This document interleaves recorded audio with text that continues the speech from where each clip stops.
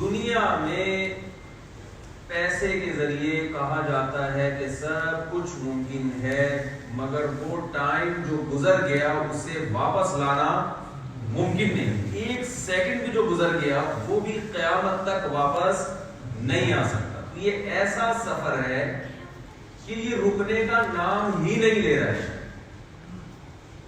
آپ اگر ٹیکسی میں بیٹھے اور آپ نے فیصلہ نہیں کیا کہ میں نے جانا کہاں ہے، تو آپ ڈرائیور کو روک دیتے ہیں تھوڑی دیر کے لیے، یار میں ذرا کنفیوز ہوں، میں نے جانا کہاں ہے۔ میں انڈا موڑ کی مثال تو دے نہیں سکتا، بہت سے لوگوں کو سمجھ میں نہیں آئے گی۔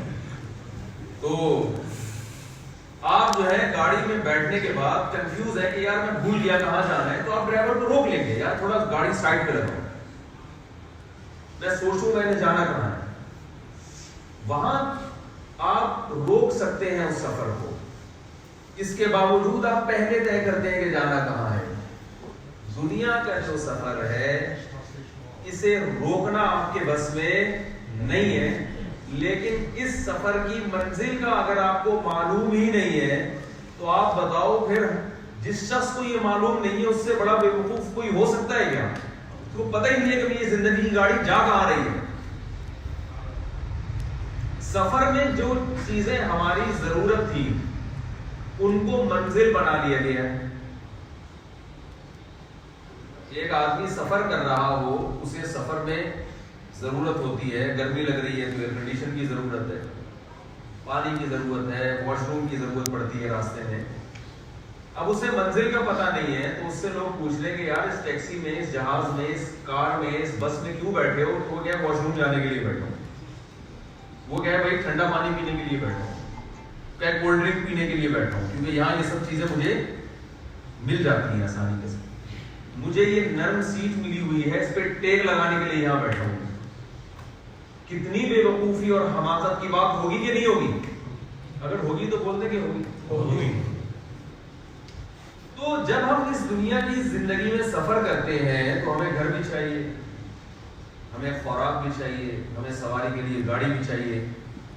تو جس کے پاس کوئی منزل نہیں ہوتی، جس کا کوئی ہدف نہیں ہوتا، جس کا کوئی ویژن نہیں ہوتا، وہ انہی چیزوں کو جو ضرورت تھی انہی کو کیا بنا لیتا ہے؟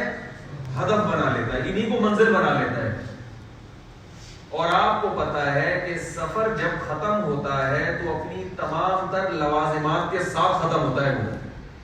اگر آپ نے سفر میں اس سیٹ کو منزل بنا لیا کہ بڑی مزیدار نرم سیٹ ہے، یا اس ایئر کنڈیشن کو آپ نے منزل بنا لیا کہ یار یہ بٹن تیز کرتا ہوں تو زیادہ ٹھنڈی ہوا آتی ہے اور لو کرتا ہوں تو میرے حساب سے ٹیمپریچر کو میں مینٹین کرتا ہوں، ایسا زبردست سفر ہے، لہذا یہی میری مقصد حیات یہی ہے۔ تو جب سفر ختم ہوگا اس کے حیات کا مقصد بھی ختم ہو جائے۔ اس سے بڑی ناکامی دنیا میں کوئی ہو سکتی ہے کہ آپ نے جس چیز کو منزل بنایا تھا وہی آپ سے چھن جائے۔ اسی وجہ سے ایسا شخص جو اس دنیا کو اپنی منزل بناتا ہے، اللہ اسے سکون کے علاوہ دنیا کی ہر نعمت عطا کرتے ہیں، کیونکہ اس نے ایسی چیز سے دل لگایا اور ایسی چیز کو منزل بنایا جو منزل بنانے کے قابل نہیں ہے۔ تو یہ واحد اسلام ہے جو ہمیں گائیڈ کرتا ہے اور ہمیں اس سوال کا جواب دیتا ہے کہ ہمیں اللہ نے دنیا کے اس سفر میں کیوں بھیجا، ہم کیوں پیدا کیے گئے، ہم کیوں اس دنیا میں آئے اور پھر اس دنیا سے چلے جاتے ہیں، یہ کیوں؟ تو یہ سب سے پہلا اس بارے میں آپ کو اپنا کانسیپٹ کلیئر کرنا پڑے گا، پھر اس حساب سے آپ کو سفر کرنا پڑے گا، ورنہ آپ کا سفر آپ کی خواہشات کے تابع ہو جائے گا۔ گاڑی میں بیٹھنے سے پہلے طے کیا جاتا ہے نا کہاں جانا ہے، اور جہاں جانا ہے پھر ڈائریکشن اسی حساب سے ہوتی ہے کہ نہیں ہوتی؟ بھائی گوگل میپ پہ آپ جہاں آپ نے جانا ہے اس علاقے کا نام پہلے ڈالتے ہیں، گوگل میپ گائیڈ آپ کو بعد میں کرتا ہے، پھر بتاتا ہے یہ ڈائریکشن ہے، پھر لیفٹ پھر رائٹ، ایسے ہی ہے نا۔ یہ عجیب بات ہے کہ آپ نے جب سے بالغ ہوئے ہیں اس وقت سے آپ بغیر کسی ڈائریکشن کے سفر کر رہے ہیں، اور اب بھی جا کے میپ پہ ڈالنے کی کوشش نہیں کر رہے کہ میں نے جانا کہاں ہے، اس لیے بھٹکتے پھر رہے ہیں۔ اسی وجہ سے اللہ نے ان لوگوں کے لیے جن کی کوئی منزل نہیں ہے، جنہیں پتہ ہی نہیں ہے کہ ہم کیوں بنائے گئے، ان کی اللہ نے قرآن میں ایک عجیب مثال دی ہے اور بڑی شاندار مثال دی ہے۔ قرآن میں اللہ نے فرمایا او کظلمات فی بحر لجی یغشاہ موج من فوقہ موج من فوقہ سحاب ظلمات بعضها فوق بعض اذا اخرج یدہ لم یکد یراہا۔ اللہ نے فرمایا کہ جس کا آخرت پر ایمان نہیں ہے، جس کے پاس گائیڈنس نہیں ہے قرآن کی، کیونکہ قرآن کے علاوہ آپ کو کوئی گائیڈ کرتا ہی نہیں ہے، قرآن کے علاوہ آپ کو کوئی بتاتا ہی نہیں ہے کہ آپ کا ہدف کیا ہے، آپ کی منزل کیا ہے۔ یہ نہ آپ کو فزکس کی کتاب بتائے گی، نہ کیمسٹری میں پتہ چلے گا، نہ آپ کو بایولوجی بتائے گی، کوئی دنیا کی یونیورسٹی، کوئی دنیا کی بک ایسی نہیں ہے جو آپ کو بتائے کہ آپ کو پیدا کیوں کیا گیا ہے۔ کوئی ہے بتائے، کوئی کتاب ہے دنیا میں؟ کوئی بھی کتاب نہیں۔ تو اللہ فرماتے ہیں جس کے پاس اس سوال کا جواب نہیں ہے کہ ہمیں کیوں بنایا گیا، جس کے پاس اس سوال کا جواب نہیں ہے، اس کی اللہ نے مثال دی ہے کہ ایک شخص سمندر کی تہ میں، اندھیرا ہوتا ہے نا سمندر کی بہت زیادہ گہرائی میں، اور سمندر کی ایسا جو گہرا، اور سمندر کے اوپر لہریں، لہروں کے اوپر لہریں، اور پھر اس کے اوپر اندھیرے، یعنی رات کا وقت ہے، سورج اور چاند اور ستاروں کی روشنی بھی نہیں پہنچ رہی، اور ظلمات بعضها فوق بعض۔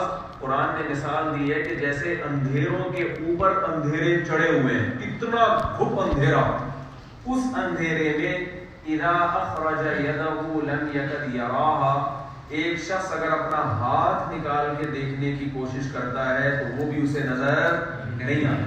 ہاتھ کی مثال اس لیے دی ہے، جس کی قریب کی نظر کمزور ہوتی ہے وہ اپنے ہاتھ کو بآسانی دور کر لیتا ہے، جس کی دور کی نظر کمزور ہوتی ہے وہ ہاتھ کو بآسانی قریب کر لیتا ہے۔ تو اللہ فرماتے ہیں ہاتھ نظر آنا تو دور کی بات، لم یکد، جو عربی جانتے ہیں انہیں اس آیت کا ترجمہ معلوم ہے، لم یکد یراہا، اس بات کا امکان ہی نہیں ہے کہ اپنے ہاتھ کو بھی دیکھ لیں۔ اتنے اندھیروں میں کوئی شخص کھڑا ہوا ہو تو آپ بتائیں اسے کیسے پتا چلے گا کہ میں نے جانا کس طرف ہے، اور اس کی قسم کرسی کا عالم اور حیرانگی کا عالم کیا ہوگا، وہ کس قدر اسٹریس اور ڈپریشن میں ہوگا، اسے پتہ ہی نہیں ہے کہ جانا کہاں ہے۔ تو جس کے پاس گائیڈنس نہیں ہے، جسے یہی نہیں پتا کہ مجھے کیوں بنایا گیا، اس کی مثال بالکل ایسے ہوتی ہے، اسے پتہ ہی نہیں ہے کہ میں نے جانا کہاں ہے۔ تبھی آپ دیکھیں ٹینشن، اسٹریس، ہر دوسرا آدمی ڈپریشن کی گولیاں کھا رہا ہے، پریشان ہے۔ بھی کورونا وائرس سے اتنے وائرس نے اتنا پریشان نہیں کیا جتنا وائرس کے خوف نے پریشان کر دیا۔ بھائی مر جائیں گے نا زیادہ سے زیادہ، یہی ہوگا نا، 2.5-3 لاکھ لوگ تو ویسے ہی مر جاتے ہیں دنیا میں، اللہ نہ کرے کوئی مرے، اللہ سب کو حیات اور زندگی دے، لیکن وجہ کیا ہے کہ جو سفر تھا اسی کو کیا بنا لیا اصل۔ اب اسٹاپ کے آنے سے ڈر رہے ہیں، آپ ٹرین میں جا رہے ہیں، اسٹیشن آنے سے ڈر رہے ہیں کہ یار اترنا نہ پڑ جائے گی۔ میں سمجھا نہیں پا رہا ہوں، آپ جہاز میں جا رہے ہیں، جہاز کے لینڈ کرنے سے ڈر رہے ہیں کہ یار اتر نہ جائے، تو لینڈنگ سے تو خوشی ہوتی ہے نا بھائی، کیا خیال ہے؟ جب اسٹاپ آتا ہے بس کا تو خوشی ہوتی ہے، یہاں کیا ہو رہا ہے، بس میں سفر کر رہے ہیں، ڈر اس بات کا ہے کہ نہیں اسٹاپ نہ آ جائے۔ W11 تو سنا ہوگا آپ لوگوں نے، W11 میں بیٹھے ہوئے ہیں اور ڈر اس بات کا ہے کہ کنڈکٹر اتار نہ دے، تو بھائی وہ تو بیٹھے ہی اترنے کے لیے تھے، اس میں رہنے کے لیے تھوڑی، ڈرائیور ہے جو بیچارہ مجبوری میں بیٹھا ہوا ہے، باقی تو سارے اتر جاتے ہیں، جب اترتے ہیں تو خوش ہوتے ہیں، اور وہاں تو بہت زیادہ خوشی اس بات کی ہوتی ہے کہ الحمدللہ بٹوا میں یہ غلط خوشی ہوتی ہے۔ تو یہ ایک عجیب بات ہے، جس سفر کے بارے میں معلوم ہے کہ یہ سفر ہے اور یہاں سے ہم نے بہرحال ہر قیمت پہ ہر صورت پہ جانا ہے، اس میں جانے سے ڈر رہے ہیں کہ چلے نہ جائیں یہاں سے، تو بھائی کیوں نہیں جاؤ گے؟ دنیا میں کوئی ایسا ہے جو یہاں آیا اور نہ گیا؟ نوح علیہ السلام 950 سال سے زیادہ ان کی عمر، وہ بھی چلے گئے۔ 950 سال کا مطلب تصور نہیں کیا جا سکتا، کتنی لمبی زندگی، مگر آج نوح علیہ السلام بھی موجود نہیں ہے. تو یہ 50 60 70 سال کیا ہے, اس کی کیا اوقات ہے؟ یہ کتنا بڑا سوال ہے نا کہ اس سفر میں اللہ نے ہمیں کیوں بھیجا. اتنا اہم ترین انسانی زندگی کا سوال ہے کہ انسان کو بالغ ہونے کے بعد سب سے پہلے اس سوال کا جواب تلاش کرنا چاہیے تھا. لیکن انسان دنیا کے عیش و عشرت میں اور سفر کی مستیوں میں پڑھ کر اسی سوال کا جواب تلاش کرنے سے قاصر رہتا ہے, اسی سوال کا جواب تلاش نہیں کرتا ہو. تو پیغمبر دنیا میں انسان کو اس سوال کی اہمیت بتانے اور اس کا جواب دینے کے لیے دنیا میں آتے ہیں. اور پیغمبروں کے دنیا سے جانے کے بعد علماء اور مبلغین پیغمبروں کا یہ دعوت لوگوں تک پہنچاتے ہیں. آپ کو یونیورسٹیوں میں اور میڈیا پہ ہر قسم کا ٹاپک ملے گا, ہر طرح کی باتیں. آپ گوگل پہ سرچ کریں, دنیا کے ہر سوال کا جواب ہے, سوائے ایک سوال جو میں اکثر بتاتا رہتا ہوں, بیوی کو قابو کرنے کا طریقہ. اس کے علاوہ ہر سوال کا جواب ہے. وہ گوگل پہ کسی نے ڈال دیا کہ بیگم کو قابو پانے کا, اس کو ہر جواب مل رہا تھا نا گوگل پہ, جو لکھو آ جاتا ہے. اس نے کہا چلو ٹرائی کر کے دیکھتے ہیں. تو وہ جواب آیا کہ بھائی ہم بھی سرچنگ میں ہیں, کوئی اگر تو ہر سوال کا جواب گوگل پہ موجود ہے. مگر آپ لکھیں ہمیں کیوں بنایا, اس سوال کا جواب گوگل بولو بھائی. کتنا اہم سوال ہے. یہ ایک مشین ہے. سب سے پہلے یہ تو بتاؤ کہ کیوں بنی ہے. یہ سب سے پہلے یہ تو بتاؤ اس کا مقصد کیا ہے. دنیا میں کوئی چیز ایسی ہے جو بے مقصد ہو. دیکھیے جو کام دنیا میں اتفاق سے ہوتے ہیں ان کا کوئی مقصد نہیں ہوتا.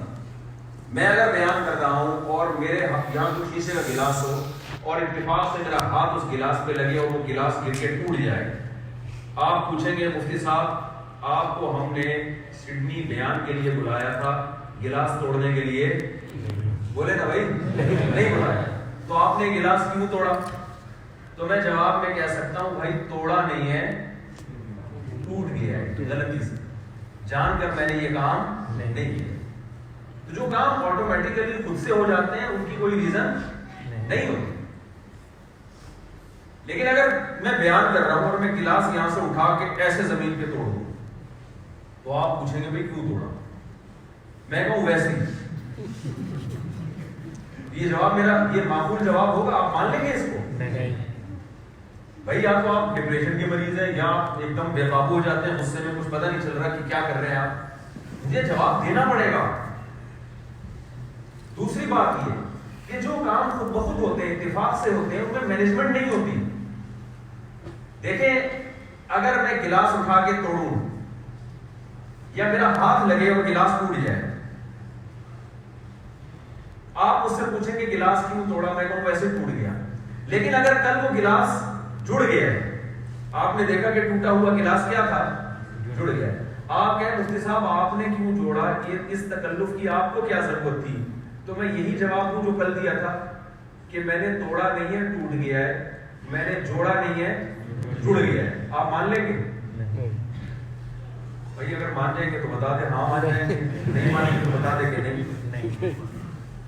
آپ کہیں گے ٹوٹنے کی بات تو سمجھ میں آتی ہے کہ خود سے ٹوٹا ہو, چیزیں خود سے جڑا نہیں کرتی, جڑتی نہیں ہے خود سے. ایک گلاس جو 2 حصوں میں ڈیوائیڈ ہو گیا تھا, کروڑوں اربوں سال کے بعد بھی اتفاق سے وہ نہیں جڑ سکتا. یہ انسان جس کی انگلیاں اپنی جگہ پر, ناخن اپنی جگہ پر, آنکھیں اپنی جگہ پر, پلکیں اپنی جگہ پر, کھوپڑی اپنی جگہ پر, گردے اپنی جگہ پر, دل اپنی جگہ پر, گھٹنے, جوائنٹ, سب چیزیں اپنی جگہ پر جڑ بھی رہی ہیں اور ان میں حیات ہے. تو روبوٹ ہوتا ہے نا بے جان, آنکھوں میں دیکھنے کی صلاحیت, کانوں میں سننے کی صلاحیت, ناک میں سونگنے کی صلاحیت, زبان میں چکھنے کی صلاحیت, بولنے کی صلاحیت, اور ہاتھوں میں پکڑنے کی صلاحیت, اور ٹانگوں میں چلنے کی صلاحیت. یعنی انسان کی باڈی کو جس قسم کے پارٹس کی ضرورت تھی وہ تمام پارٹس وہ بھی مل گئے اور وہ تمام اپنی جگہ پہ فٹ بھی ہو گئے. اب آپ مجھے بتاؤ کہ دنیا میں کوئی احمق یہ کہے کہ یہ گلاس خود سے جڑا ہے, اسے تو کوئی دنیا میں ماننے کے لیے تیار نہیں ہوگا. اور یہ اتنا ذہین عقل مند انسان یہ خود سے جڑ گیا, کیا یہ پاسبل ہے؟ کیا یہ ممکن ہے؟ کیا تو دنیا میں کوئی سائنٹسٹ اگر یہ دعویٰ کرتا ہے نا کروڑوں اربوں سال کے بعد بندر تھا جو یوں ترقی کرتے کرتے یہاں تک پہنچ گیا اور بندر سے پہلے، خدا کی قسم اس سے بڑا بیوقوف دنیا میں کوئی بھی نہیں ہے، یہ ناممکن ہے۔ تو اب ایک بات سوچنے کی ہے کہ یہ چیز میں نے بتایا کہ جو کام خود بخود ہوتا ہے اس میں مینجمنٹ نہیں ہوتی، جس کام میں مینجمنٹ ہے وہ خود بخود نہیں ہوا، اسے کسی مینیجر نے کیا ہے، کسی بہت ذہین دماغ نے بنایا اس کو، کیا ہے، خود سے نہیں ہوتا۔ اور گلاس جب جڑتا ہے نا تو بعض دفعہ ایسے جڑتا ہے کہ نشان باقی ہوتا ہے، بعض دفعہ ایسے جڑتا ہے کہ نشان باقی نہیں ہوتا۔ ایک عام جاہل آدمی جب جوڑے گا تو وہ صحیح طرح سے ایڈجسٹ نہیں کر پاتا، لیکن ایک انجینئر جب اسے بنائے گا تو بالکل ایسا بنا دے گا جیسے یہ ٹوٹا تھا ہی نہیں۔ تو یہ پتا چلتا ہے کہ اس کو بنانے والا کوئی بہت ماہر ہے۔ انسان کی باڈی جب بنتی ہے ماں کے پیٹ میں اور جب وہ دنیا میں آتا ہے اس میں جوڑ توڑ کا کوئی نشان نظر نہیں آتا۔ ایسی مینجمنٹ ہے، ایسا زبردست نظام ہے کہ ہم جب تک بازو نہ توڑیں اور پھر اسے نہ جوڑیں اس وقت تک اس میں جوڑ کا نشان ہمیں نظر نہیں آتا۔ یہ اس بات کی علامت ہے یہ بنا نہیں ہے بلکہ اس کو بنایا گیا ہے۔ اور میں نے ابھی آپ سے عرض کیا کہ جو کام ہوتا نہیں ہے کیا جاتا ہے اس کے پیچھے کوئی ریزن ہوتی ہے، وہ بنانے والے کے ذمہ لازم ہے کہ وہ یہ بتائے کہ میں نے کیوں بنایا۔ بہت مشکل ہے بھائی بات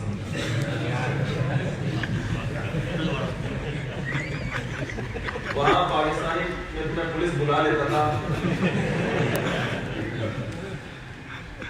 تو یہ کیسے ممکن ہے بھائی؟ یہ مجھ سے ہو گیا، کسی نے بنایا ہے۔ یہ دو چار سوال ایسے اللہ کی قسم دنیا میں کسی کے پاس اس کا جواب نہیں ہے۔ صرف اسلام اس بحث کو اٹھاتا ہے۔ آپ نے یہاں بڑی دنیا دیکھی ہے، یہاں آپ نے عیاشی بھی دیکھی ہے، یہاں آپ نے دولت بھی دیکھی ہے، ٹینشن فری ملک ہے۔ میں ٹینشن تلاش کر رہا ہوں 3 دنوں سے، یار یہ کیا بوریت ہو رہی ہے بھائی؟ واقعی ان سے پوچھیں، یہ بھائی کیا نام ہے ان کا، سلیم اللہ، یہ پٹھان دوست ہیں ہمارے، میرے ساتھ گھوم رہے ہیں۔ میں کہہ رہا ہوں یار نہ کوئی شور کی آواز، نہ کوئی گالی گلوچ کی آواز، نہ کوئی گریبان پکڑ کے اس کو مکہ لگا رہے ہیں، کوئی بٹوا چوری کر رہے ہیں، موبائل کی فگر ہی چھوڑ دی ہم نے۔ تو یہ عجیب سی فیل ہو رہا ہے۔ ہم تو عادی ہے نا ٹینشن کے، گھر تو غبار نہیں ہے ذرا سی بھی، ایسا صاف، اتنی صاف ہوا ہے یہاں کی ماشاءاللہ، کوئی گرد و غبار نہیں ہے، کوئی کھڈا نہیں آیا ابھی تک، کتنا تو کھڈا ہی نہیں ہے۔ تو جہاں جا رہے ہیں آرام سے پہنچ جاتے ہیں۔ ہمارے یہاں تو کھڈے الگ ہوتے ہیں، اسپیڈ بریکر جو بغیر اطلاع کے آتے ہیں وہ الگ ہوتے ہیں۔ میری گاڑی کا انجن آئل لیک ہوا ایک اسپیڈ بریکر کی وجہ سے۔ اسپیڈ بریکر تھا ہائی وے پہ، ہائی وے تو نہیں کہہ سکتے اس کو، لیکن وہ بہرحال رف روڈ تھا، تو کوئی نشان نہیں ہے۔ چلتے چلتے گاڑی ایک دم 2 فٹ اوپر اچھلی، ہمیں پتہ ہی نہیں چلا کہ ہوا کیا ہے۔ پتہ چلا کہ یہاں کسی نے احتیاطاً اپنی سیفٹی کے لیے اسپیڈ بریکر اپنے آپ کو سیو کرنے کے لیے، باقی جو ہے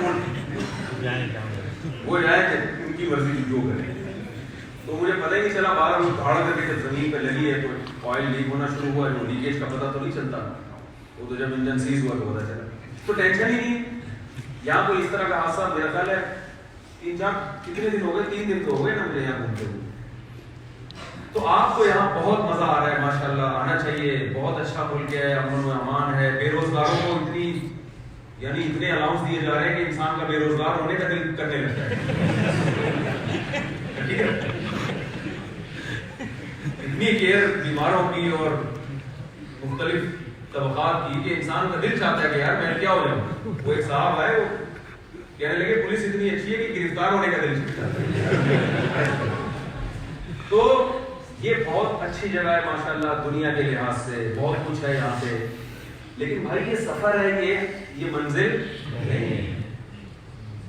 وہ شخص جو ٹینشن میں زندگی گزار رہا ہے لیکن اس کی منزل محفوظ ہے، وہ زیادہ کامیاب ہے اس شخص سے جو عیش و عشرت کی زندگی میں ہے لیکن اس کی منزل محفوظ نہیں ہے، اسے یہ پتہ ہی نہیں ہے کہ جانا کہاں۔ ایک بس کھائی کی طرف جا رہی ہے لیکن اس کا ٹیمپریچر بھی مناسب، اس میں ہر تھوڑی دیر کے بعد آپ کو چائے کا بھی پوچھا جا رہا ہے، WR نہیں ہو سکتی چائے کا پوچھا جا رہا ہے, کافی کا پوچھا جا رہا ہے, اور آپ کو یہ نہیں پتا کہ یہ جا کہاں رہی ہے, کھائی کی طرف, آگے کھائیے وہاں گر جائے. اور ایک بس ہے W11 ہے, وہ سمجھ لیں وہ ایسی بس ہے کہ اس میں شور شرابہ ہے, کنڈکٹر کی اپنی آواز ہے, بیٹھنے کے لیے جگہ نہیں ملی آپ کو, لیکن وہ آپ کو منزل کی طرف لے کے جا رہی ہے جہاں سب کچھ ہے. تو بتاؤ زیادہ سکون میں کون ہوگا؟ جو کھٹارا بس میں بیٹھا ہوا ہے نا, وہ زیادہ سکون میں ہوگا, وہ زیادہ کامیاب ہے, اس لیے کہ اس کی منزل کیا ہے, محفوظ ہے. تو جو ہدف کو سامنے رکھ کے زندگی گزارتے ہیں, ایک تو ان کا لائف اسٹائل صحیح ہوتا ہے, وہ ڈائریکشن صحیح ہوتی ہے. جن کا کوئی ہدف ہی نہیں ہوتا, ان کی تو کوئی ڈائریکشن سرے سے ہوتی نہیں. آپ غیر مسلم سے پوچھو تمہارا مقصد حیات کیا ہے, ہر آدمی کی الگ الگ جواب ہوگا. کوئی کہے گا میں انٹرٹینمنٹ کے لیے پیدا ہوں, کوئی کہے گا میں انسانیت کی خدمت کے لیے پیدا ہوں, کوئی کہے گا میں جو ہے بڑا بزنس مین بننے کے لیے پیدا ہوں, کوئی کہے گا میں اس لیے کہ ماؤنٹ ایوریسٹ کی پہاڑی کو میں عبور کروں, میں گینس بک آف ورلڈ میں اپنا ریکارڈ قائم کروں, میرا مقصد یہ, پوری زندگی اسی کے لیے کھپا دے گا. لیکن جب یہ منازل اور یہ مقصد حاصل ہوتا ہے, اس کے بعد اس کے پاس کرنے کے لیے کچھ بھی نہیں, حالانکہ زندگی ابھی باقی ہوتی ہے, اور بہت سے اس مقصد میں کامیاب ہوتے نہیں ہیں. تو جس کام کے لیے میں نے عرض کیا کہ ہم چونکہ خود سے نہیں بنے, ہمیں بنایا گیا ہے, لہذا بنانے والے کے ذمہ لازم ہے کہ وہ یہ بتائے کہ ہمیں اس نے کیوں بنایا. تو آپ کو اپنا کانسیپٹ کلیئر کرنا پڑے گا اس بارے میں کہ ہمیں کیوں بنایا گیا ہے. ہم جس چیز کو وجہ, بہت سے تو ہمیں ایسے جو کہتے ہیں ویسے ہی بنا دیا ہے, زیادہ تر کی تو یہی رہا ہے, جب ویسے ہی بنا دیا تو سارے کام پھر وہ ویسے ہی کر رہے ہو. بھئی یہ کیوں کیا ویسے ہی, میچ کیوں دیکھ رہے ہو سارے دن بیٹھ کے ویسے ہی, یہی ہو رہا ہے نا, سارا دن ماسک لگا کے کیوں گھوم رہا ہے بھائی, اتنی تو وائرس سے نہیں مرے گا, اپنی جو آکسیجن لینے میں دشواری ہو رہی ہے تو ویسے ہی. تو بہت سارے کام ہمارے کیا ہو رہے ہیں, ویسے ہی ہو رہے ہیں. اور جب ویسے ہی انسان کا اپنا کوئی ویژن نہیں ہوتا تو بڑے لوگ کیا کہتے ہیں, وہ کسی اور کے ویژن کا حصہ بن جاتا ہے. بھائی جس قوم کا اپنا کوئی ہدف نہ ہو تو کوئی دوسری بڑی قومیں ان کو کیا بنا لیتی ہیں. آپ کا جب اپنا بزنس نہ ہو تو پھر آپ کو بزنس مین اپنی کمپنی کو ملازم رکھ لیتا ہے نا, کہ یار میرے بزنس کو رن کر بھائی, تنخواہ دینے کا ایک مخصوص. ایسے ہی ہے نا, آپ اگر چاہتے ہو کہ آپ کسی کے جاب نہ کرو ہے بھائی, اور کسی اپنے باس کے جو ہے نا وہ چاپلوسی نہ کرو, تو خود آپ کو باس بننا پڑے گا نا بھائی. ایسا ہی ہے نا, یا تو اپنی کمپنی کھولو یا کسی اور کمپنی میں کیا بن جاؤ, ملازم بن جاؤ. تو اگر آپ کا اپنا کوئی ہدف نہیں ہے تو پھر آپ شیطان کے اہداف کا حصہ بن جاتے ہیں. پھر شیطان کان پکڑ کے نا جہاں چاہے مرونا شروع ہے. وہ شراب کی طرف لے کے جاتا ہے, کبھی زنا کی طرف لے کے جاتا ہے, کبھی کہتا ہے بوڑھے والدین توڑو میں جمع کرا دو ٹینشن ہے, کبھی کہتا ہے رشتہ داری توڑ دو, رشتہ داروں سے بنا کے رکھنا ٹینشن ہے, قرضہ مانگنے آ جاتے ہیں کسی بھی ٹائم پہ, کچھ پتہ نہیں ہے کیا ہو جائے. وہ آپ کو نکاح سے بھی دور کرے گا, وہ آپ کو قانون کی خلاف ورزی پر بھی مجبور کرے گا, بہت ساری غلط چیزوں کی طرف آپ کو شیطان لے کے. کیونکہ جو انسان کا نفس ہے نا, اس کی مثال ہے تیز رفتار سواری کی. اگر آپ تیز رفتار سواری پہ بیٹھیں اور لگام آپ کے ہاتھ میں نہ ہو, آپ کو نہ پتا ہو کہ میں نے اس گھوڑے کو کہاں لے کے جانا ہے, تو پھر گھوڑا آپ کو اپنی مرضی سے لے کے جائے گا کہ نہیں جائے گا. بھائی یا تو لگام پکڑ کے گھوڑے کو بتاؤ وہاں جانا ہے, نہیں بتاؤ گے تو بھاگ جائے گا. پھر آپ پریشان ہو گئے میں کہاں جانا چاہتا ہوں اور یہ کہاں لے کے جا رہا ہے. تو ہمارا جو نفس ہے, ہماری جو خواہشات ہے, ہم نے چونکہ ان خواہشات کو اپنے قابو میں نہیں کیا, لہذا خواہشات نے ہمیں اپنے قابو میں کر لیا ہے. اب خواہشات کی لگام ہمارے ہاتھ میں نہیں ہے, ہماری لگام خواہشات کے ہاتھ میں ہے. وہ خواہشات ہمیں لے کے جا رہی ہیں, یہ دل چاہتا ہے تو یہ کر لوں, وہ دل چاہتا ہے تو وہ. تو بہت ساری چیزیں ایسی ڈاکٹروں نے منع کیا ہوا ہے, اس لیے لوگ رکے ہوئے, ورنہ وہ بھی کر لیتے لوگ. پوری دنیا چرس پی رہی ہوتی, پوری دنیا ہیروئن پی رہی ہوتی, پوری دنیا ڈرگس لے رہی ہوتی, تو ڈاکٹروں نے منع کر دیا بھائی صحت خراب ہوتی ہے. ورنہ اگر ڈاکٹروں کی طرف سے پابندی اڑ جائے تو پوری دنیا انہی کاموں میں لگ جائے گی. تو اللہ تعالیٰ نے ہمیں بنایا ہے اور بتایا کہ تم بنے نہیں ہو بلکہ بنائے گئے ہو, اور جو چیز بنائی جاتی ہے اس کا کوئی مقصد ہوتا ہے. تو پوری کائنات کا مقصد اللہ نے بیان کیا, سخر لکم تمہارے لیے بنایا ہے پوری کائنات کو. سمجھ میں آ رہی ہے بات؟ پوری کائنات کا مقصد کیا ہے؟ انسان کی خدمت. دیکھو اگر آپ اسلام کو فالو نہیں کرتے تو آپ سے یہ سوال کیا جا سکتا ہے آپ جانور سے اس کی زندگی کا حق کیوں چھینتے ہو؟ یہ سوال کیا جا سکتا ہے. اس سوال کا جواب آپ کے پاس نہیں. بولے بھائی نہیں ہو. آپ سمندر سے مچھلی کیوں نکالتے ہو؟ بھائی اگر یہ کائنات جیسے آپ کے لیے بنی جانوروں کے لیے بھی بنی ہے نا, تو آپ اپنی زبان کے ذائقے کے لیے جانور کو ہلاک کیوں کرتے ہو؟ آپ کہہ سکتے ہیں کہ جانور بھی تو ایک دوسرے کو ہلاک کرتے ہیں. تو اس لیے کرتے ہیں کہ جانور ہے نا, آپ تو انسان ہے. کیا خیال ہے بھائی؟ وہ تو جانور, اس کو تو عقل نہیں ہے. اور دوسری بات یہ کہ وہ تو گوشت کے بغیر گزارا نہیں کر سکتا. آپ تو سبزی میں بھی گزارا کر سکتے. دنیا کی بہت بڑی تعداد میں لوگ ہیں جو صرف سبزی کھاتے ہیں. آپ کے پاس اس سوال کا جواب نہیں ہے. پھر یہ ظلم ہے جانوروں کو مارنا.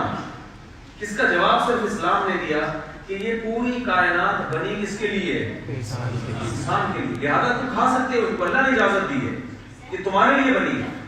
اور انسان کو اللہ نے بنایا ہے وَمَا خَلَقْتُ الْجِنَّ وَالْإِنسَ إِلَّا لِيَعْبُدُونَ. فرمایا میں نے اپنی عبادت کے لیے, غلامی کے لیے پیدا کیا انسان.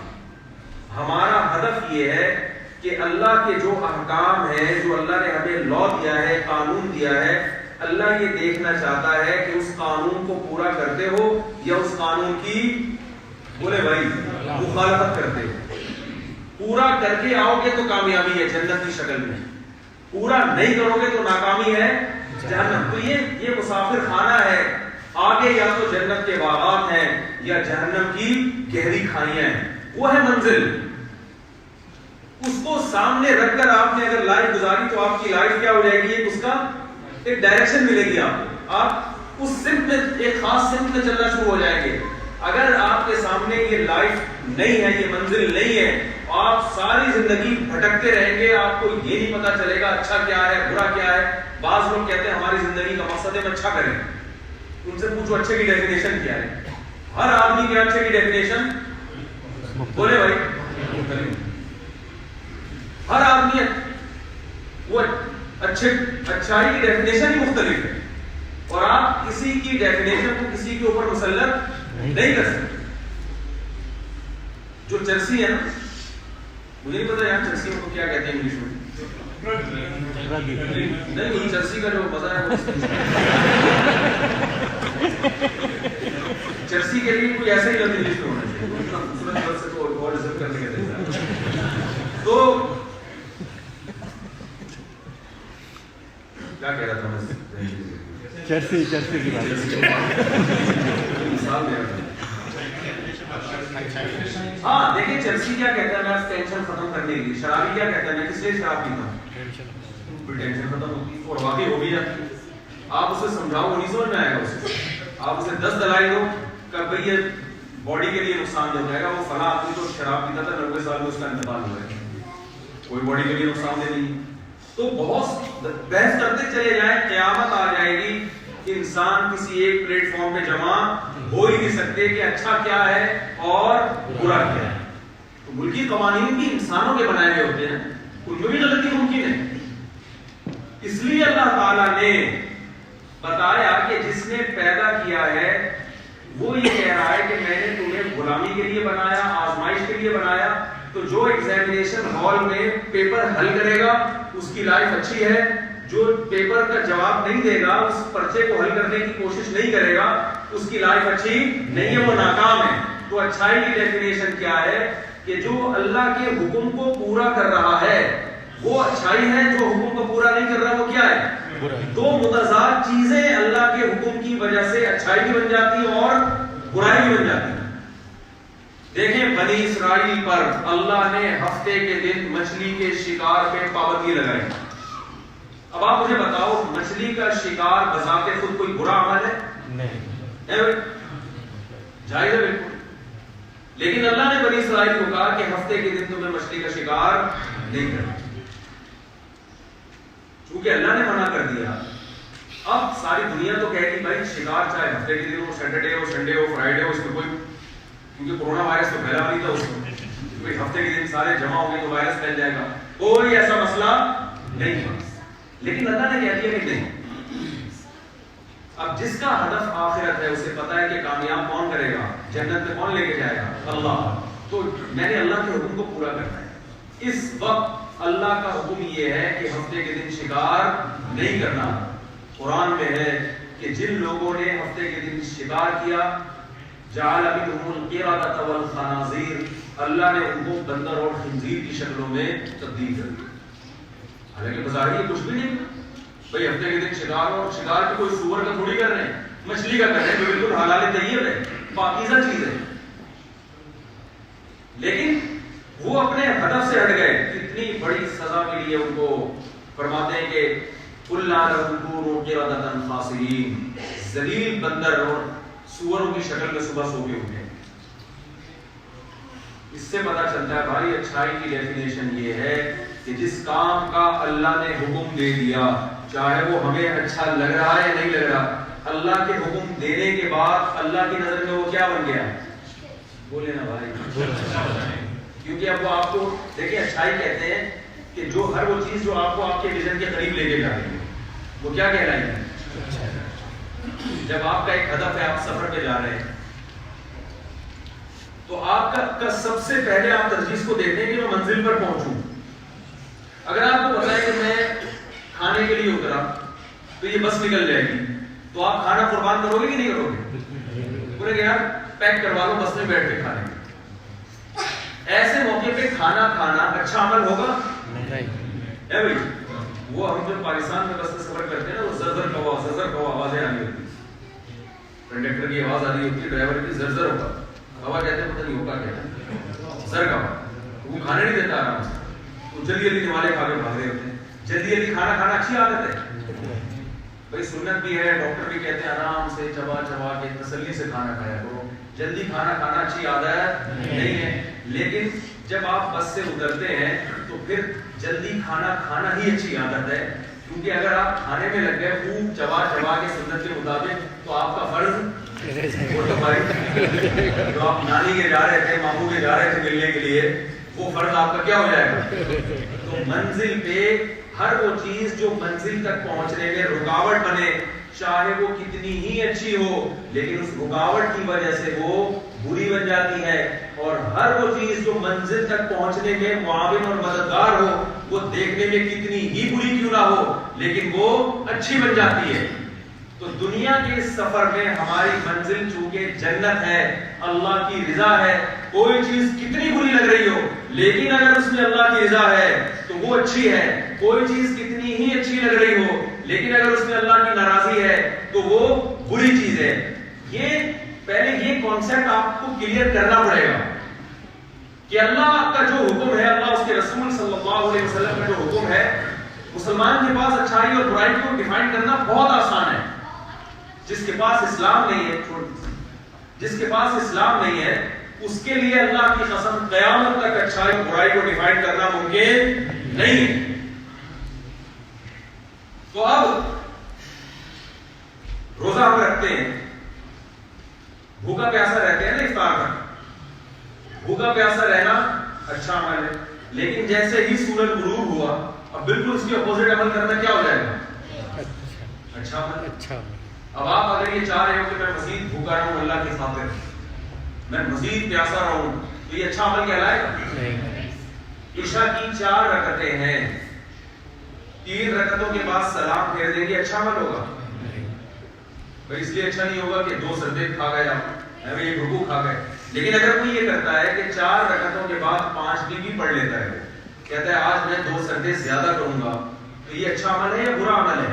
حالانکہ دیکھنے میں کتنا اچھا عمل ہے, وہ سجدہ بھی کر رہا ہے, وہ فاتحہ بھی پڑھ رہا ہے, وہ تلاوت بھی کر رہا ہے, وہ رکوع بھی کر رہا ہے, سبحان ربی العظیم پڑھ رہا ہے, لیکن برا عمل ہے. جان کر کرے گا پوری نماز دوبارہ پڑھنی پڑے گی, بھولے سے کرے گا تو پینلٹی لگے گی, سجدہ صاحب کرنا پڑے گا. تو اس سے صاف پتہ چلتا ہے بھائی کہ اچھائی اور برائی کی ڈیفینیشن یہ ہے کہ کون اللہ کے حکم کو پورا کرتا ہے اور کون اللہ کے حکم کی خلاف ورزی کرتا ہے. اب میں جلدی سے اصل بات کو سمیٹ کے ختم کرنے کی کوشش کرتا ہوں. تو دیکھیں, ایک تو اسلام نے ہمیں یہ بتایا کہ اپنا کانسیپٹ کلیئر کرو, تمہیں کیوں بنایا گیا, کیوں بنایا گیا؟ لیبلوکم ایکم احسن عملا، اللہ دیکھنا چاہتا ہے تم میں اچھا عمل کون کرتا ہے۔ پھر اچھا عمل کہتے ہیں کس کو ہے؟ جس کا اللہ نے حکم دیا وہ کیا ہے؟ اچھا، جس سے اللہ نے روک دیا وہ کیا ہے؟ برا۔ پھر اللہ تعالیٰ نے جو ہمیں احکام دیے جن کو ہم اچھا کہتے ہیں، ان احکام کی بہت ساری اللہ نے قسمیں بنا دی ہیں، جن میں علماء بڑی بڑی اقسام کہتے ہیں دو ہیں۔ نمبر ایک وہ احکام جن کا تعلق ڈائریکٹ اللہ کے حقوق سے ہے، نمبر دو وہ احکام جن کا تعلق اللہ کی مخلوق کے حقوق سے ہے، جس میں انسان بھی ہے، مسلم بھی، غیر مسلم بھی، جس کنٹری میں آپ رہتے ہیں اس کے لاء بھی اس میں داخل ہیں، جانوروں کے حقوق بھی اس میں داخل ہیں، رشتہ داروں کے حقوق بھی اس میں داخل ہیں۔ انسان جب زمین میں رہتا ہے تو وہ اکیلا نہیں رہتا، اس کا اپنے جیسے مسلمانوں سے بھی واسطہ پڑتا ہے، اس کا اپنے جیسے رشتہ داروں سے بھی واسطہ پڑتا ہے، اس کا دفتر میں اپنے باس سے بھی واسطہ پڑے گا، پولیس سے بھی واسطہ پڑے گا، اپنے جو اپنے ہم جماعت ہے اسکول میں ان سے بھی واسطہ پڑے گا، پھر اس کا جانوروں سے بھی واسطہ پڑے گا، اس کا عورتوں سے بھی واسطہ پڑے گا، مردوں سے بھی واسطہ پڑے گا۔ ہر کے بارے میں اللہ نے ہمیں پہلے سے حقوق بیان کر دیے اور اتنے شاندار احکام بیان کر دیے اس بارے میں کہ اگر مسلمان اس کو فالو کرنا شروع کر دیں تو اللہ کی قسم یہ دنیا کیا بن جائے مسلمانوں کے لیے، بلکہ انسانوں کے لیے جنت بن جائے گی۔ ان میں سب سے پہلا اللہ نے حکم دیا وَقَضَىٰ رَبُّكَ أَلَّا تَعْبُدُوا إِلَّا إِيَّاهُ، کہ اللہ کے ساتھ کسی اور کی عبادت نہیں۔ یہ جو اللہ نے کہا نا میں نے اپنی عبادت یعنی غلامی کے لیے پیدا کیا، تو اس میں اللہ نے کہا کہ اپنی غلامی کے لیے جو میں نے پیدا کیا تو اس میں صرف کا لفظ بھی ایڈ کر دو، یعنی اللہ کی غلامی کا مطلب صرف اللہ کی غلامی اور کسی اور کے حقوق اگر ادا کر رہے ہیں تو کس کی وجہ سے بھائی؟ اللہ کے کہنے سے ادا کریں۔ اگر آپ حکومت کے قوانین کو فالو کرتے ہیں کس کے کہنے سے؟ اللہ کے کہنے سے۔ والدین کی خدمت کرتے ہیں تو کس کے کہنے سے؟ اللہ۔ اصل میں جب انسانوں کے کہنے سے کوئی کام کرتا ہے تو وہ انسان کو خوش کرنے کے لیے کرتا ہے، اور انسان کو جب آپ خوش کرنے کے لیے کوئی کام کریں گے تو وہ انسان کبھی تو اس کا بدلہ دے گا اور کبھی بدلہ نہیں دے گا۔ جب بدلہ دے گا تو بعض دفعہ پورا بدلہ نہیں دیتا، تھوڑا سا دیتا ہے، اور بعض دفعہ تھوڑا بھی نہیں دیتا، اور بعض جب نہیں دیتا تو بعض دفعہ دینے کی قدرت ہی نہیں ہوتی اس میں، لہذا یہاں اور بعض دفعہ اس کو پتہ ہی نہیں ہوتا کہ یہ میرا حق ادا کر رہا ہے۔ جہاں یہ مسئلہ آتا ہے تو وہاں انسان پھر انسانوں کے حقوق دبانا شروع کر دیتے ہیں۔ بہت مشکل ہے بھائی، یہی تو ہو رہا ہے نا مارکیٹ میں۔ دفتروں میں ذمہ داری سے کام نہیں ہوتا کیونکہ آپ باس کا حکم سمجھ کے دفتر کے قوانین کو فالو کر رہے ہو، اور باس نے ہر جگہ کیمرے نہیں لگے، بعض دفعہ لگائے ہوتے ہیں تو 24 گھنٹے دیکھ کون رہا ہوتا ہے اس کیمرے کو، بیٹھ کے دیکھ کون رہا ہوتا ہے بھائی اس کو، بیٹھ کے کیمرے تو لگے ہوئے ہوتے ہیں لیکن کیمرے کو 24 گھنٹے کو دیکھ تھوڑی رہا ہوتا ہے، اور جو دیکھ رہا ہوتا ہے وہ 24 گھنٹے رپورٹیں تھوڑی نہیں، وہ بھی بعض دفعہ اس کو 5 روپے اس کی جیب میں ڈال دیا، ایسا ہی ہوتا ہے۔ دیکھیں صحابہ کے دور میں قانون کی گرفت اتنی مضبوط نہیں تھی جتنی آج ہے۔ آج کرپشن کرنا مشکل ہے، صحابہ کے دور میں ایسا سسٹم نہیں تھا، نہ کوئی کیمرے لگے ہوئے تھے خفیہ، نہ کوئی ایسا مینجمنٹ کا بہترین نظام تھا جیسا آج ہے۔ شماریات کا جو نظام ہے، آڈیٹنگ کا جو سسٹم ہے وہ آج ہے، پہلے تھوڑی تھا، لیکن اس کے باوجود کئی اسلامی کنٹریز ایسے ہیں جو صحابہ کی تجارت کو دیکھ کر، وہاں غیر مسلم تھے، صحابہ کی تجارت کو دیکھ کر ایمان لائے، تجارت کو دیکھ کر ایمان لائے، کیونکہ صحابہ اگر تجارت میں جھوٹ سے بچ رہے ہیں تو حکومت کے قانون کی وجہ سے نہیں بلکہ اللہ کے، کیونکہ ان کو پتا ہے کہ اللہ اس کا بدلہ دے گا، حکومت تو بدلہ دے نہیں سکتی۔ حکومت جرائم پر سزائیں تو دیتی ہے، قانون کی پابندی پر ثواب نہیں دیتی۔ اگر وہ دینا شروع کر دے تو حکومت کے خزانے ختم۔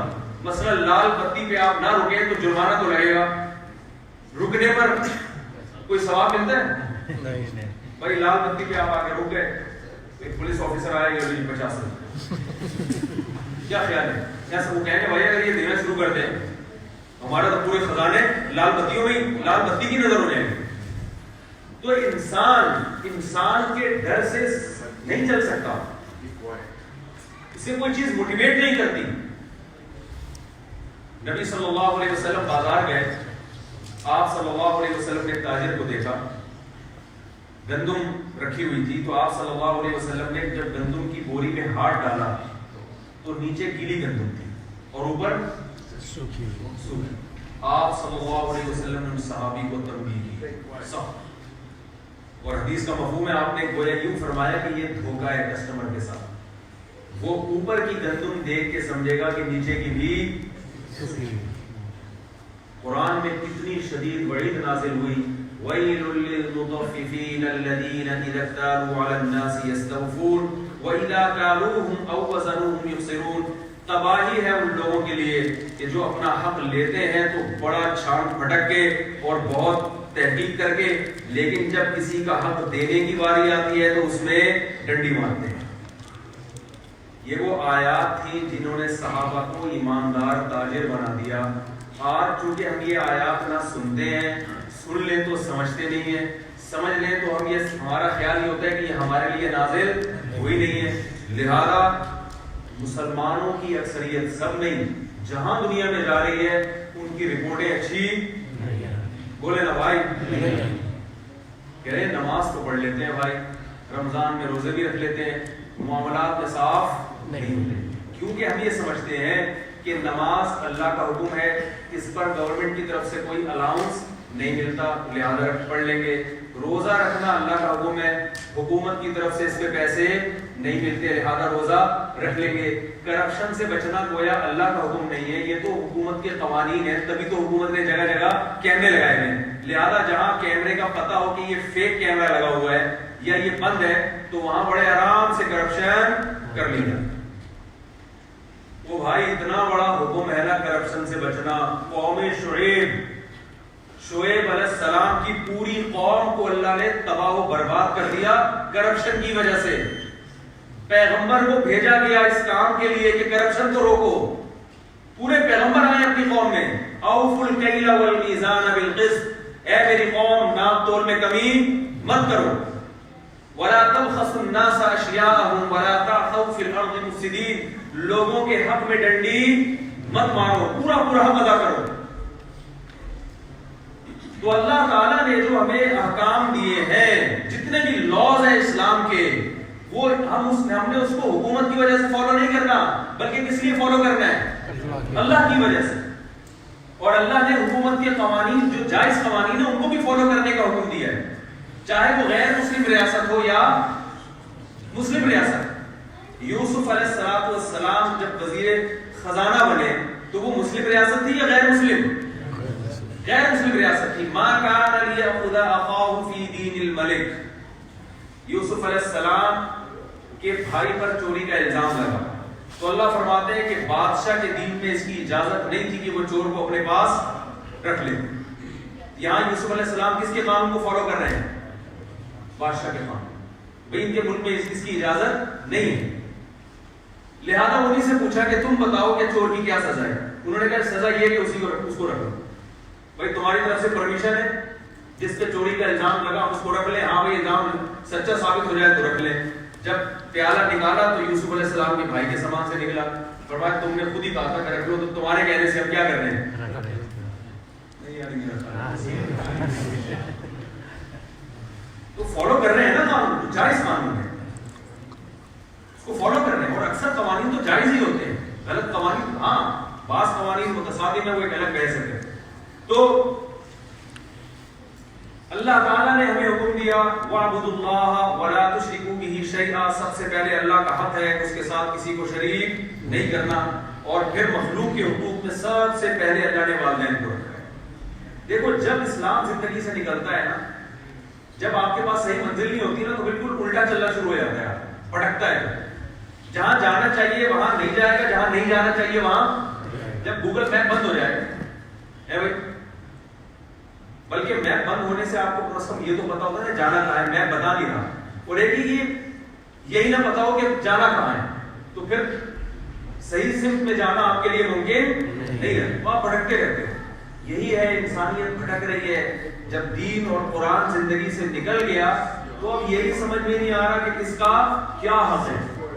جو دور کے تھے ان کو قریب کر لیا, جو قریب کے تھے ان کو دور کر لیا. الٹی جو ہے نا وہ کہانی شروع ہو گئی. جن میں سب سے زیادہ محبت ہونی چاہیے ان میں ہے نہیں, جن میں نہیں ہونی چاہیے ان میں جو کچھ لگتے نہیں ہے وہ بہت کچھ لگ رہے, جو نہیں لگنے چاہیے, جو لگنے چاہیے وہ کچھ بھی نہیں لگ رہے. عجیب کہانی ہے یا نہیں؟ دوست کو قریب کیا جا رہا ہے اور باپ کو بولتے کیوں نہیں بھائی, سبق یاد کرانے کے لیے. دوست کو قریب کیا جا رہا ہے اور باپ کو دور کیا جا رہا ہے. حالانکہ باپ کا تو بلڈ ریلیشن ہے, وہ پیدائش کا سبب بنا ہے, وہ باپ ہے. لوگ کہتے ہیں نا یہ دوست میں تمہارا باپ ہے کیا, مطلب یہ کہ بھائی اس کو تم اتنا پروٹوکول دے رہے ہو. جو رشتہ دار نہیں ہے ان کو قریب کیا جا رہا ہے اور رشتوں کو دور کیا جا رہا ہے. جس سے مسکرا کے بات کرنا صدقہ ہے, جس کے ساتھ حسن اخلاق سے پیش آنا فرض ہے, اس سے اخلاق سے بات نہیں کی جا رہی. اور جس سے اخلاق سے بات کرنا حرام ہے اس سے ہنس ہنس کے باتیں کی جاتی ہیں. ایئر ہوسٹس کے اخلاق کتنے اچھے ہوتے ہیں آپ دیکھو, لیکن اللہ کی نظر میں یہ اخلاق قابل قبول اس وقت ہوں گے جب وہ اپنے پیرنٹس کے ساتھ بھی اسی طرح بات کریں, سارا دن ان کی خدمت کر رہی ہو, پھر اللہ مانے گا. یا اپنے شوہر کے ساتھ اس طرح میں کرتا ہوں جب یہ ایئر ہوسٹس کو دیکھتا ہوں نا کہ کاش مسلمانوں کی بیویاں ایسے بٹن دباؤ آج گھر میں یہ ماحول نہیں ملتا. اگر گھر میں یہ ماحول مل جائے تو جہاز میں سفر کرنے کی ضرورت ہے. بٹن دباؤ, 10 دفعہ بلاؤ 10 دفعہ آئے گی, مسکراتی رہیں گی. پتہ نہیں مسکرانے کے پیسے ملتے ہیں کیا ہوتا ہے, پیسے ہی ملتے ہیں, ظاہر ٹریننگ ہوتی ہے بھائی, ایسے بات کرتی ہے. میں نے آج تک کسی ایئر ہوسٹس کو غصے میں بہت سفر کیا ہے جہازوں میں, کبھی کسی کے کو غصے میں نہیں دیکھا کہ آپ نے بٹن دبایا اور وہ کیا مسئلہ, کیا مذاق بنایا بھائی, کبھی سے بٹن نہیں آتا, کبھی دیکھا. تو اس حسن اخلاق پر اسے ثواب نہیں, تنخواہ مل رہی ہے, ثواب نہیں مل رہا. ثواب جب ملے گا جب عورت اپنے شوہر کے ساتھ ایسے, تو خواتین بیان سن رہی ہے پیش کی معذرت کے ساتھ, آپ تو یقیناً ایسے ہی بات کرتی ہوں گی, آپ نے باقاعدہ ہوائی کمپنیوں سے ٹریننگ کی ہے. میں کہتا ہوں بچیوں کی شادی کرنے سے پہلے نا ایمریٹس ایئر لائن بھیجو ان کو, بولو بھائی جو ٹریننگ آپ نے ایئر ہوسٹس کو دی ہم بھاری بھرکم رقم دینے کے لیے تیار ہیں, یہ مسکرانے اور اخلاق کی ٹریننگ آپ بچی کو بھی دے دو. شادی ہو کے گھر جا رہی ہے, سسرال میں آباد, اچھا ہے آباد ہو جائے نا, اور میاں کو بھی ٹریننگ دینی چاہیے, شوہر کو. تو یہ میں نے ویسے کہہ دیا, خواتین پریشان ہوئی ٹریننگ کی دوبارہ دونوں کی ضرورت ہے. تو جب مذہب زندگی سے نکلتا ہے میرے بھائی, تو پھر آپ کے اخلاق کے بھی پیسے مل رہے ہو تو بہت اچھے اخلاق ہیں, پیسے نہیں مل رہے ہو تو اللہ کے کہنے سے اخلاق بھی اچھے نہیں ہیں. وہ میں کچھ دن چند مہینے پہلے جاپان سے ہمارے کوئی دوست آئے, انہوں نے بتایا کہ جیسے رینٹ کار ہوتا ہے تو ایسے رینٹ بندہ بھی ہوتا ہے. جاپان میں بیچارے بوڑھے ہو جاتے ہیں, اولادیں ہوتی نہیں ہیں, کوئی جوانی عیاشیوں میں گزار دی, پھر وہ بوڑھے ہو گئے تو کوئی اولاد ہی نہیں ہے, اور ہوتی بھی ہے تو وہ بھی لفٹ نہیں کراتی. تو وہ کیا کرتے ہیں, تنہائی گزارنے کے لیے بندہ منگواتے ہیں. وہ 1 گھنٹے کے لیے, آپ دیکھیں آپ کو پتا ہوگا ویب سائٹ ایسی ہے جس میں رینٹ بندہ, وہ بندہ تو میں کہہ رہا ہوں اس کو, تو وہ بندہ آتا ہے بھائی 1 گھنٹے کے لیے آپ نے بلایا, اس کے اتنے ڈالر پے کرنے ہیں, جو بھی جاپانی کرنسی ہے آپ نے پے کرنی ہے. وہ 1 گھنٹہ انہوں نے مجھے بتایا ایسے اچھے اخلاق سے ہنسی مذاق گپ شپ لگائے گا, بوڑھے کا دل باہ باہ ہو جائے گا. جیسے جیپنیز تو ٹائم کے بہت پابند ہوتے ہیں, جیسے ہی 1 گھنٹہ پورا ہوا وہ ایسے بدل جاتا ہے جیسے جانتے ہی نہ, سمجھ رہے ہیں. 1 گھنٹے کے بعد کوئی جیسے جان پہچان ہے نہیں, اسلام پورا ہو گیا بھی ملا ہے. یہی چل رہا ہے مارکیٹ میں, سمجھ رہے ہیں. ہم اگر ماں باپ سے اچھے اخلاق سے بات کرتے ہیں محبت کی وجہ سے, ہمیں محبت ہے, اور اس محبت کا کس نے حکم دیا؟ دیکھیں بہت افسوس کے ساتھ کہنا پڑتا ہے کہ ان ملکوں میں جو مسلم کمیونٹیز رہ رہی ہیں ان میں بچوں کی طرف سے بچوں کے بارے میں بہت شکایتیں آنے لگی ہیں کہ یہ والدین کا احترام نہیں کرتے. اللہ نے قرآن مجید میں اہل یہود کی جب برائی بیان کی اور ان کی بری خصلتیں بیان کی، تو ان بری خصلتوں میں اللہ نے یہ بھی بیان کیا کہ ہم نے یہودیوں کو ان باتوں کا حکم دیا تھا، اور اس میں وبالوالدین احسانا، ہم نے ان کو یہ بھی حکم دیا تھا کہ والدین کے ساتھ اچھا سلوک کرنا ہے۔ اب آپ دیکھیں ایک پوائنٹ کی بات ہے کہ جن یہودیوں کے والدین کا ذکر ہو رہا ہے وہ بھی تو یہود تھے نا، تو برائی تو ان کی بھی ہو رہی ہے۔ تو یہاں اس آیت میں یہ بتایا جا رہا ہے کہ جن یہودیوں کو والدین کے ساتھ حسن سلوک کا حکم دیا، انہوں نے بھی اپنے والدین کا حق نہیں پہچانا، حالانکہ وہ نافرمان والدین تھے، لیکن اللہ کو غضب اس پر آ رہا ہے کہ تھے تو تمہارے والدین، اور جن والدین کی بات ہو رہی ہے جن کے حق کی، انہوں نے بھی اپنے والدین کا حق ادا نہیں کیا۔ تو یہ نہیں کہا جا سکتا تھا چونکہ انہوں نے ادا نہیں کیا تو اولاد اگر ادا نہ کرے تو کیا ہے، نا نا نا نا، آپ کے والدین نے اگر اپنے والدین کا حق ادا نہیں بھی کیا تو بھی آپ کو اپنے والدین کا حق بہرحال ادا کرنا پڑے گا، کیونکہ آپ سے اس بارے میں قیامت کے دن سوال ہوگا۔ حقوق العباد میں سب سے پہلا سوال قتل کے بارے میں ہوگا، اور رشتہ داری میں سب سے پہلا سوال والدین کے بارے میں ہوگا قیامت کے دن، سب سے پہلا سوال۔ تو بھائی جیسے نماز پڑھنا ضروری ہے، قرآن میں بہت اہتمام کے ساتھ والدین کے حق کو بیان کیا ہے۔ قرآن میں والدین کے لیے جو صیغے استعمال ہوئے ہیں نا آرڈر کے، وہ دوسرے احکامات سے منفرد ہیں۔ لیکن نماز کے بارے میں آتا ہے اقیموا الصلاۃ، نماز قائم کرو۔ والدین کے بارے میں یہ نہیں آتا کہ ان کی حقوق ادا کرو۔ وقضا، قضا کا لفظ ہے اور وصینا کا لفظ ہے۔ قضا تیرے رب نے فیصلہ کر دیا ہے۔ دیکھیں جب کسی کو کوئی آرڈر دیا جاتا ہے نا، تو آرڈر کا ایک طریقہ یہ ہوتا ہے کہ آپ یہ کام کرو، یہ آرڈر کا سب سے ہلکا طریقہ ہے نا، بھائی یہ کام کرو۔ ایک ہے کہ میں نے یہ فیصلہ کر دیا ہے، فیصلہ عدالتیں کرتی ہیں، عدالت جب فیصلہ اناؤنس کر دیتی ہے تو پھر اس میں رد و بدل ممکن نہیں۔ ویسے ہی چلتا پھرتا کوئی شخص کسی کو آرڈر کرے ایک الگ بات ہے، عدالت سے ریٹرن میں وہ فیصلہ کروا لے اب، اور سپریم کورٹ ہو تو اب یہ فیصلہ واپس نہیں ہو سکتا۔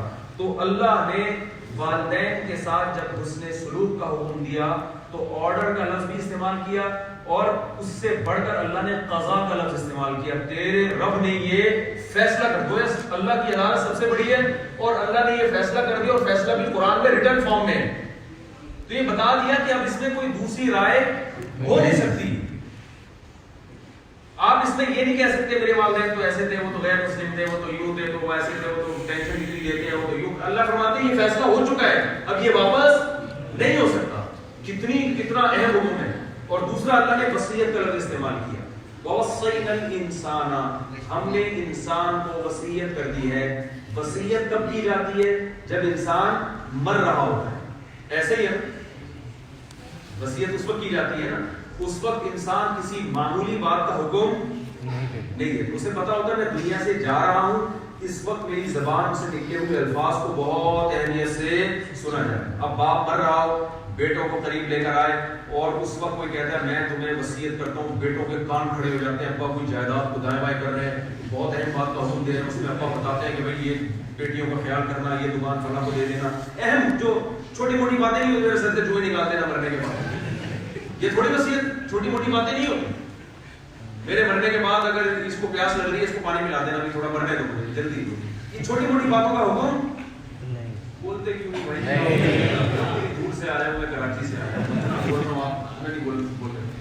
تو وصیت بہت اہم ترین احکام کی جاتی ہے۔ نمبر 2، وصیت کا حکم واپس نہیں ہو سکتا، کیونکہ وصیت کرنے والا وصیت کے بعد دنیا سے چلا جائے، وہ ریٹرن نہیں ہو سکتا، وہ ریورس نہیں ہو سکتا۔ تو اللہ تو دنیا سے نہیں جاتے، لیکن اللہ نے اہمیت بتانے کے لیے کہ میں تمہیں جس کام کا حکم دے رہا ہوں اسے ایسے ہی سمجھو جیسے کوئی دنیا سے جانے والا کسی کام کی بہت اہمیت اس کے دل میں ہو اور وہ وصیت کا لفظ استعمال کر رہا ہو، بہت تاکید کے لیے۔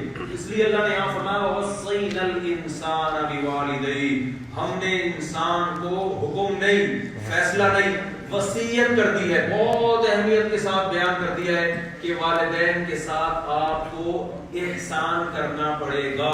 احسان کہتے ہیں کسی عمل کے واجب درجے کو ادا نہیں کرنا، بلکہ عمل کو بہت عمدگی کے ساتھ کرنا۔ دیکھیں 3 درجے ہوتے ہیں نا کسی بھی عمل کی، انگلش میں ایک ہوتا ہے میرا خیال ہے گڈ ہے، بیٹر ہے اور ایکسلنٹ ہوتا ہے شاید۔ Good better best. तो बेस्ट का मतलब बहुत अच्छा, एक्सीलेंट का मतलब क्या होता है? बहुत ज्यादा अच्छा। तो दर्जा एहसान किसे कहते हैं? एक्सीलेंट को। यानी किसी आप कोई एक शख्स चाय बना के लाता है, मिसाल देता हूं, एक चाय होती है खराब चाय बनाना, एक चाय होती है वाजिब दर्जे की बनाती है, हाँ वैसे ही है, सेटिंग पे आ गया, और एक चाय होती है खानदानी चाय। तो यार मजा आ गया।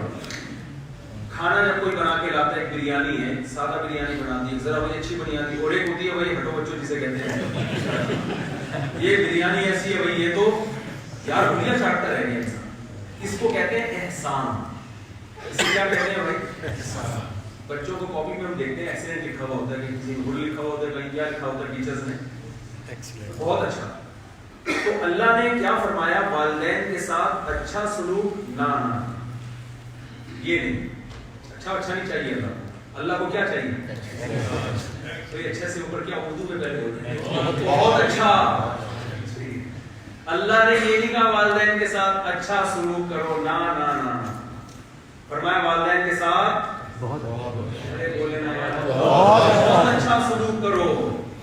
ऐसा सलूक होना चाहिए कि वालिदैन का भी बहुत अच्छे।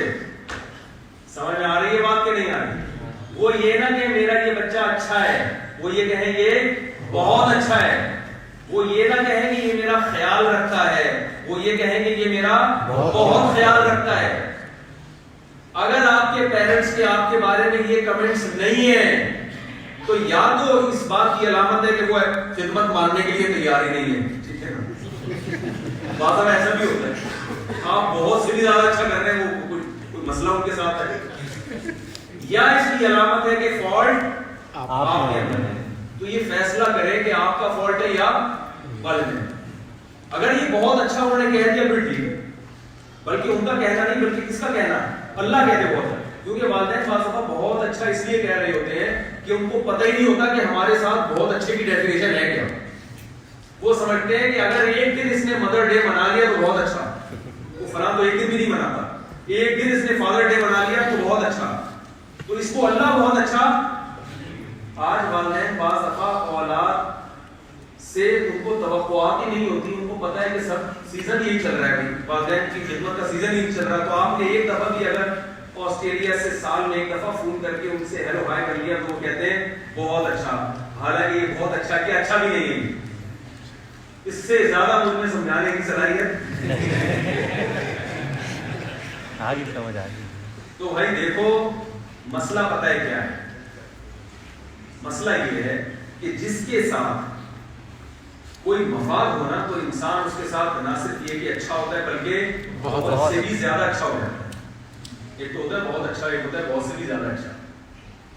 लेकिन वालिदैन जब बूढ़े हो जाते हैं तो इससे कोई मफाद नहीं होता। यहाँ जब तक आपको इस बात पर अजर का यकीन ना हो कि अल्लाह खुश हो रहा है, उस वक्त तक फिर उनके साथ अच्छा सलूक करना मुमकिन नहीं।